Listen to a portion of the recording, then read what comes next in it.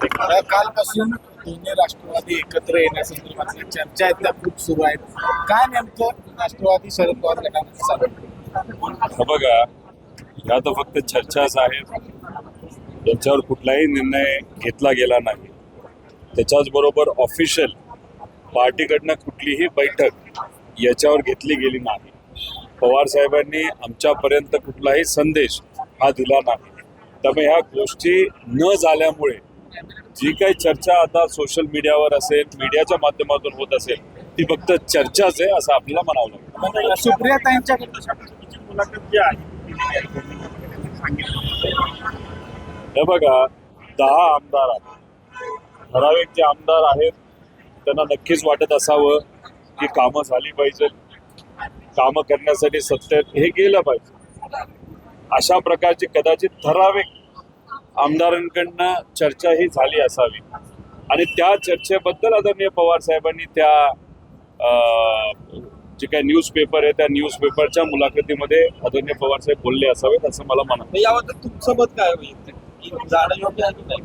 तुमचे मत घेतलं. हे बघा, पवार साहेबांनी हा प्रश्न जर विचारला पक्षाचे प्रमुख म्हणून, नक्कीच माझं मत तिथं मी मांडेल.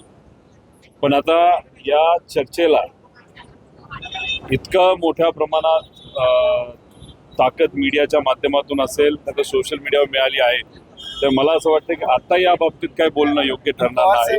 पवार साहेब जेव्हा एखादी बैठक बोलवतील, ती बैठक बोलवतील नाही बोलवतील हा खरं तर त्यांचा विषय आहे.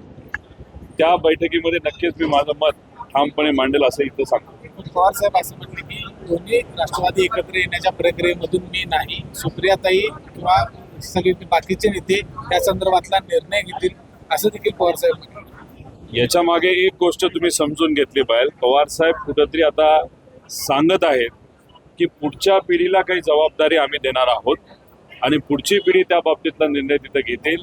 सुप्रियाताई देशाच्या कार्य अध्यक्ष आहेत, त्यांना जबाबदारी ही तशी बघितली तर देशाची सुद्धा तिथं आहे. काही राज्य त्यांच्या अंतर्गत येतात, महाराष्ट्र त्यांच्या अंतर्गत येतो.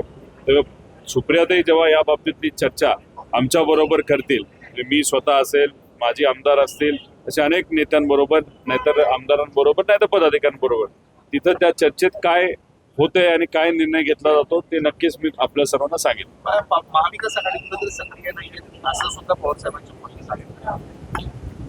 पवार साहेबांचं मत असं असावं जे काही प्रमाणात आमच्या सगळ्यांचं आहे. म्हणजे आम्ही लढायला तयार आहोत. सुनीलराव इथं आहेत आणि असे अनेक पदाधिकारी आणि माजी आमदार आणि काही आमच्या पक्षाचे आणि इतरही पक्षाचे जे महाविकास आघाडीमध्ये आहेत त्यांचं सगळ्यांचं मत आहे की आज या महाराष्ट्रामध्ये अनेक अडचणी सामान्य लोकांना सोसाव्या लागत आहेत.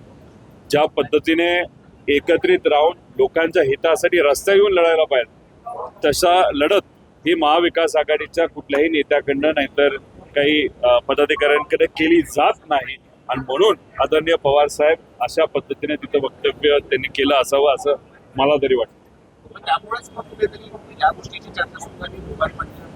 आता गेल्या 10 दिवसामध्ये 22 तारखेपासून, गेल्या महिन्याच्या 22 तारखेपासून आपण जर बघितलं तर राजकीय कार्यक्रम सर्वच पक्षांनी कमी केलेले आहेत.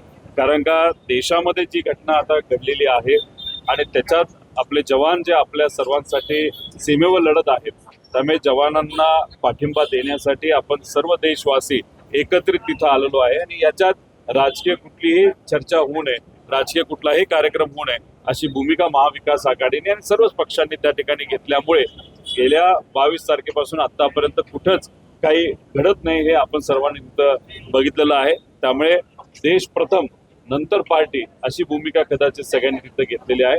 आपल्याला बघावं लागेल की पुढच्या काही दिवसात काय होतं. एकदा शांतता जर देशामध्ये तिथं आली, महाराष्ट्रात तिथं आली, तर मग महाविकास आघाडीच्या वतीने लोकांच्या हितासाठी आम्ही सर्वजण रस्त्यावर नक्कीच उतरू असा शब्द या ठिकाणी देतो. देश विदेशातील प्रत्येक घडामोडींचे लाईव्ह अपडेट मिळवण्यासाठी आता साम टीव्हीच्या सर्व सोशल मीडिया प्लॅटफॉर्मला लाईक, फॉलो आणि सबस्क्राईब करा. तसंच सर्व नोटिफिकेशनसाठी बेल आयकॉन प्रेस करायला विसरू नका.